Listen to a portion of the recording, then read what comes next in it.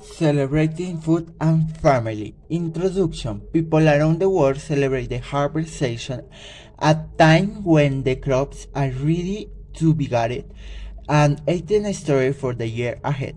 In the United States, people celebrate the harvest in November. This celebration is called Thanksgiving. Evan's family goes to grandma's house. They feed and food such as turkey and pumpkin pie. Family members they what they are thankful for, and grandpa tells the story for the first Thanksgiving. After dinner, Evan plays with cousins. Yam Festival. People in West Africa and the South Pacific Islands celebrate the Yam Festival in early August. Them and say that their parents gathered yams for a Nigerian field. This is the end of the rainy season there. Yams are the most common food in the desert regions and the first crop to be harvested in Nigeria. The night before the festival begins, the children help throw out any yams left over from last year. They scrub all the palms, especially the wooden balls, in which cut yams are mashed. The next morning, they offer the freshly harvested yams to the gods and their ancestors in special ceremonies. This is the way they thank the spirits for a good crop. No one eats any new yams until this is done. After the ceremonies, yams are divided among the village. Everyone cooks dishes made with yams and other vegetables. The festival lasts many days in Bim at Said's village. Like Bina says, she honors the ancestors. The Harvest Moon festival in Korea is called Chuseok. Like the Yam festival, it is celebrated in August. She celebrates with her family to the village of ancestors.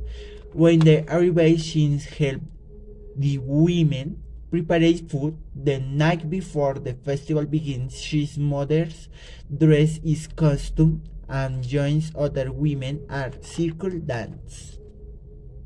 The next morning, everyone dressed in their best clothes. They visit the graves of their ancestors. She's carried right cakes stuffed with sesame seeds. She bows and places her offering on the grave. She says, God fortune ancestors.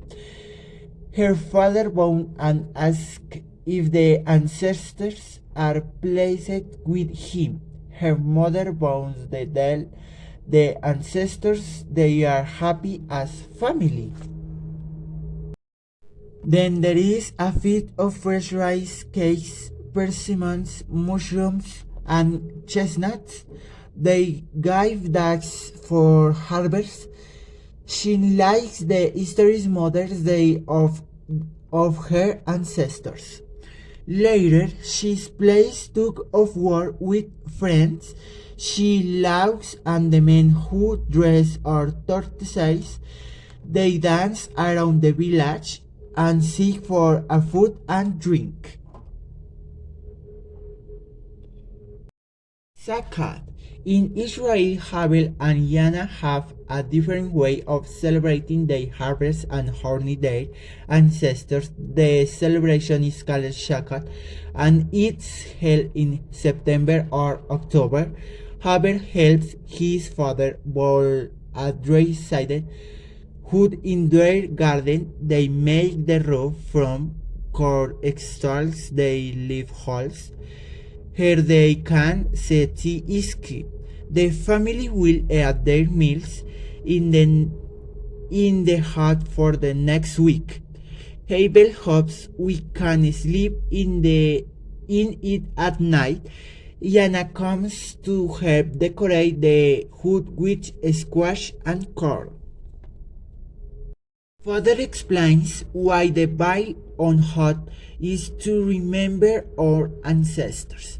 They boil huts in the fields and harvest time the slave there so they wouldn't have to walk so far each day. The hut reminds them of how far their ancestors have to walk on their journey to the promised land.